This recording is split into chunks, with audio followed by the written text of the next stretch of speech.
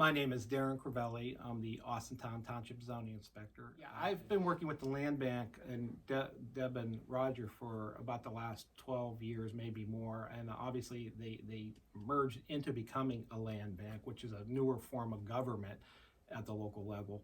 But we've worked in partnership with them on a number of projects, and there's basically three areas where the land bank has assisted this office in removing blight from the neighborhoods. A couple of years ago, we had a fire at the corner of Mahoning Avenue and North 4 Mile Run Road. The building was a dilapidated building.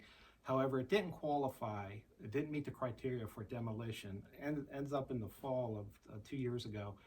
It caught fire and it was a complete loss. We declared it an emergency demolition because of the safety issue. And the demolition cost was about $21,000 in change. As we were going through that process, I contacted Deb at the land bank and told her, this is what it's going to cost us. The building is already in arrears. Once we do the demolition, we're going to forward it to the prosecutor's office. We don't expect anyone to bid on it. Ultimately, it's going to come to you, and we would request that the land bank, once you get clear title, you title it to us so that hopefully we can sell it and recoup our costs. And Deb was on board with that, and that process happened. We demoed it, we paid the contractor for the demolition, calculated all of our costs, and we asked the prosecutor to put it in lien foreclosure, which they did. Of course, no one bid on it. The land bank acquired it, and Deb transferred it back to us. So hopefully we'll be able to recoup our taxpayer dollars that was spent, reselling the property. But without the land bank there, we don't get title to the property. It's just our liens there, and you could put it in lien foreclosure, but if no one bids, no one bids. And, we have no opportunity to get reimbursed for our funding. So there's a way to utilize the land bank that, to acquire property that you've invested in an emergency situation.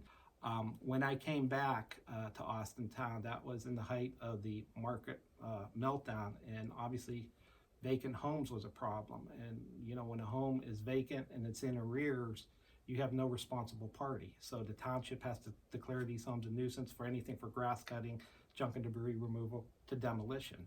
And through the years, Austintown has taken down 91 homes.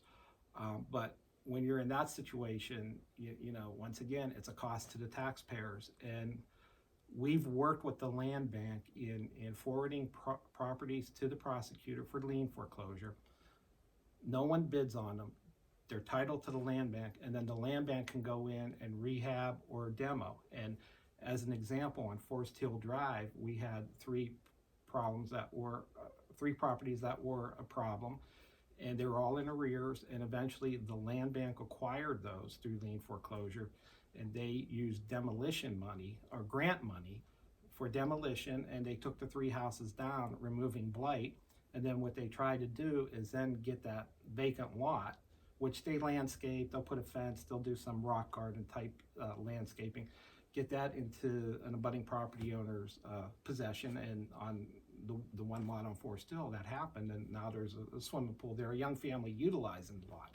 So it's a good way to transition from properties that have no responsible party, are vacant, are probably not in the best shape, probably with current market conditions not worth rehabbing. Here comes the land bank and with grant money, and they remove blight from the neighborhood, and it's a win-win for everybody. It's a win for the residents on the street. It's a win for us because those are taxpayer dollars we don't have to expend for demolition. And then parallel to that, they don't tear down everything. Sometimes they rehab homes, and we had a home in a newer subdivision that's only about 25 years old, the subdivision, and the house probably wasn't more than 15 to 20 years old. The occupants, the owners moved out, lost it through foreclosure, and for whatever reason, the bank puts it through foreclosure, they walk away. They never took title to the property. Meanwhile, it falls on us to cut the grass, and the only occupancy there was a family of raccoons. So eventually we forwarded that to the prosecutor. No one bid on it, which was a little bit surprising in and of itself. Went to the land bank, and they were able to rehab it, and now it's sold. There's a family living in there, and more importantly, stability in the neighborhood. With that particular property, there was a nearby property that was for sale, and the appraiser didn't want to appraise it at what the loan was going to be valued at, because this house was nearby and vacant. There's now this institution called the local land bank that maybe 10, 12, 15 years ago didn't exist. And they become the responsible party. They become the middleman. Through this process, they can acquire properties, and then they can secure grant funding that maybe a community like Austintown on our own can't secure.